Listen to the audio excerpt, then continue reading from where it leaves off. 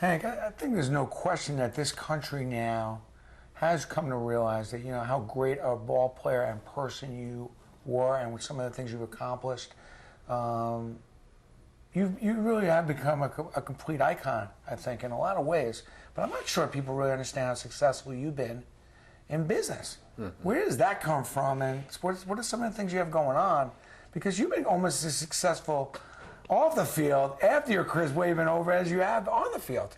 I have, and I think that been somewhat, well, you can say lucky, but I've been very thoughtful at what I've been involved with. I was lucky enough to get involved with dealerships. I had 4 of them, and I had some of the best, the BMW, Toyota, Honda, Jaguar. So I had some real top chef. And then I've been in the restaurant business. I was lucky enough to do that. And I think the one reason for that is because my knowledge and I guess thinking about what it takes to be successful in business. I approach business, I guess, the same way I approach playing baseball.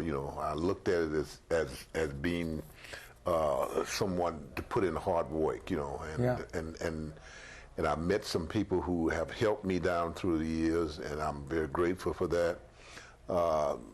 I'm slowly trying to dispatch myself away from a little business because I want to try and enjoy myself a little bit, and I want to try and enjoy my grandkids a little bit. Well, that's nice. So I'm kind of dispatch myself away from it. But on the same level of importance, maybe even more so, charity work. I know you've done a bunch of different things. Tell me what's important to you there and what's going on in that area. Well, I have a foundation that my wife and I started many years ago called Chasing the Dream Foundation, and we try to help kids between the ages of 9 and 11 to chase their dream, as I chased mine playing baseball.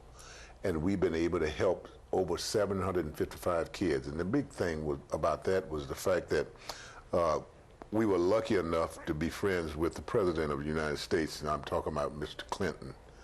And he came to my birthday party, and we raised well over $1 million, and that really sent me off in the right direction, So I was able to do that. So it is a foundation, I think, that is done quite well, and we still in the phase trying to help children realize their dreams. So it's just one, I guess, just one way of giving back what God has been so grateful and given you, Cool. We're gonna do a commemorative bat, which all the money and all the proceeds. We're gonna actually show a sample on the air of that bat, and we're gonna continue, driving and raising money for that great cause.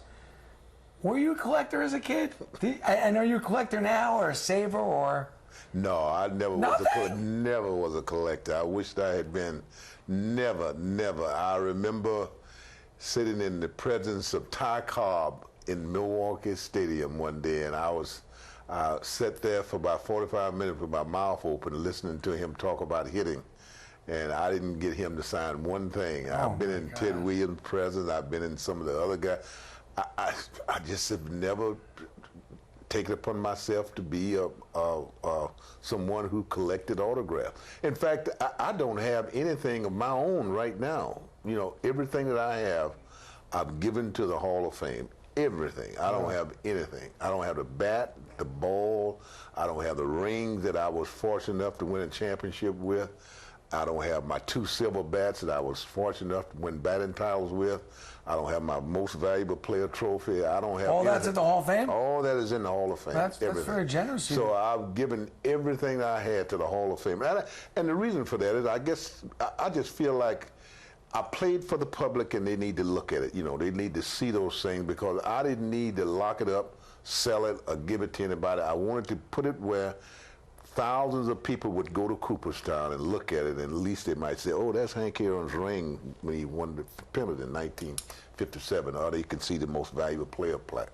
I didn't even know that. Yes, everything that I have, everything. I don't wear a ring, and I got one watch that you're Henry Aaron. For God's sakes. Now, is anything missing? What's missing for you?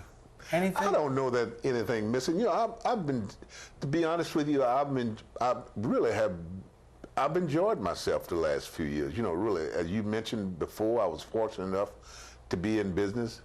I was fortunate enough to get out. My wife is in Florida now, waiting on me, and I'm gonna leave. One little thing. Well, the thing that I think I miss now, I just want to be around the 2 little grandkids. You know, you're enjoying that. I am very much enjoying it. I say this jokingly.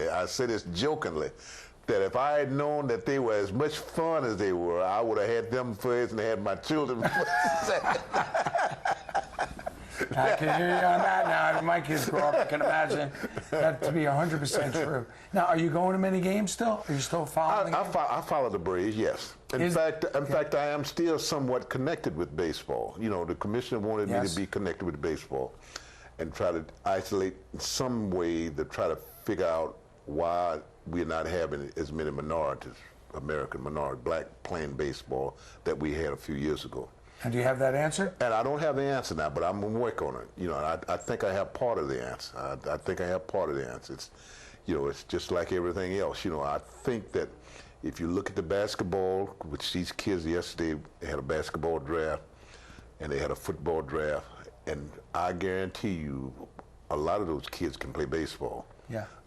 You know, a few years ago, I tried to talk Deion Sanders into staying in baseball, because he could have been a fine baseball player. You actually had a conversation with Deion? Oh, yeah, and also Bo Jackson.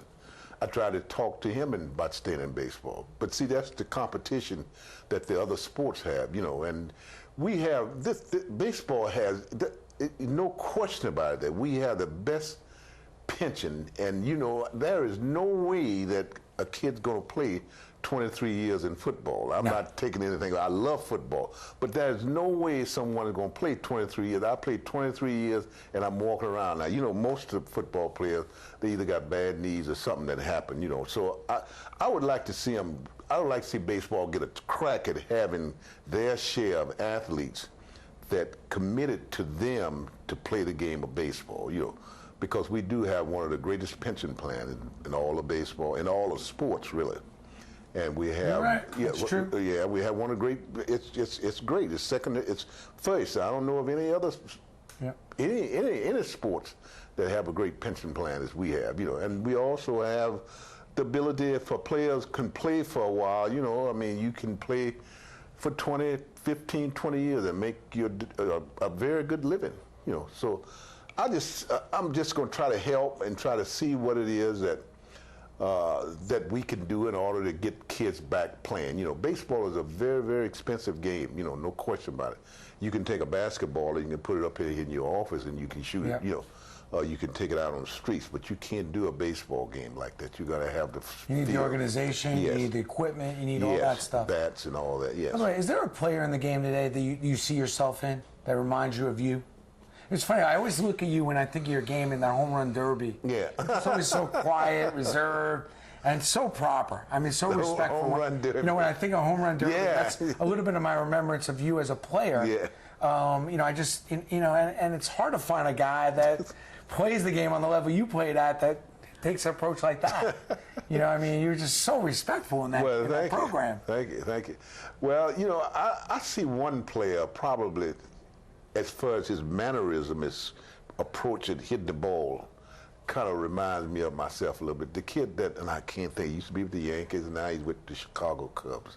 Soriano, yeah. He kind of reminds me a little bit of me. Were you a bad ball hitter? I started, I was much, when I started out, the strike zone was from here to here. Oh, really? Oh, yeah. Oh, so that's why you, yeah. Right, and I grew after 3 or 4 years, I kind of narrowed it down and kind of got the strike zone to where I could swing the bat, you know, and a little bit more discipline at the plate, you know. So you're a Soriano fan? Well, I am in somewhat, you know. Ways, yeah. He reminds me of myself a little bit, but he is very, very strong. He's a kid that I call him a kid. He's a young man. Hits the ball a long ways, plays the game well, and I've never met him, but I've seen him on television. I've seen him when he was here with the Yankees. Then I think he went from here to Texas or somewhere, you know, and then he went from Texas to Washington Nationals, and from there to Chicago, you know, In closing, your hope for the future. You know, how do you see the future of baseball? What's your hopes, dreams? I know we talked a little bit about, you know, having more minorities play. Can you share a little bit more on some other hopes and dreams for the sport? Well, I just hope that I see baseball in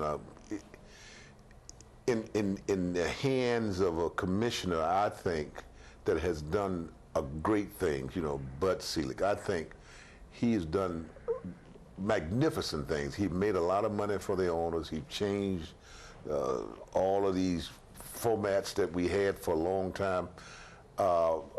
So I just want baseball to continue to grow. And it has grown, because if you look at the way it's taken on now, it's that you have players not only here in the United States, but you have players all over the world. And I will tell you this, I'm going on your show, and I predict this, that eventually, it might not be in my time, but you're going to see probably a World Series. You've seen a World Series now, but I'm talking about the World Series from all over the world. So you think the game's going international? I think it's no question about it, it's going international. Really? I think it's no question about it, because a lot of players that we have now are from different places across this country. And I see right now that they're doing something in Australia. Major League Baseball is trying to. They've been poking around all over the world, actually. So it's a game that's going to go. I predict it's going to be. You're going to see a World Series. Hank, I could be reading you wrong, and I have a relationship with you for a lot of years, and I've always been a fan. I've always liked you, but you seem happy. You seem very even to me. Happy. I just want to, because people see, when I see people and I tell them I have this relationship with you, they'll say to me, well, is Hank mad, or is Hank this? You seem very happy. I mean, very content with your place in the order of things, and you seem to be, you seem to be. Well, is that true? I mean, is that? Yeah, I don't understand how that came about, really.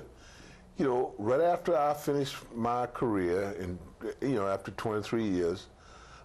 Someone would ask me a question about certain things. I answer them. I try to give them a good answer, and eventually they say, "Are you angry?" But I think that's the wrong concept that most people have. You don't have to be angry. You can be disappointed in something and not be angry. When I retired from baseball, yes, I was disappointed in some things that happened in baseball, but I wasn't angry, because have you been able to get that straight? Well, I'm an angry person is a defeated person. If you're angry, you defeated. You have no room for mistakes, and you're just not going to listen to anybody else. So I've never been angry, but I've certainly been disappointed in some ways. But I think that most people view me as saying, just because I don't walk around with a halo or smiling all the time. And I don't need to smile. I tell them, I said, I don't need to smile for what? Things aren't always funny. I don't need to scratch my head when my head is not itching. I don't need to do these things, So I just try to, Now, do you feel in your disappointment, has that stuff been cleared up from your playing As far as I know of, I've gotten along well with people. I've tried to do the best I can. Yeah. It seems like you're happy. You're in a happy place. Would you say you're as happy as you've ever been? I would have to say I am. I like that.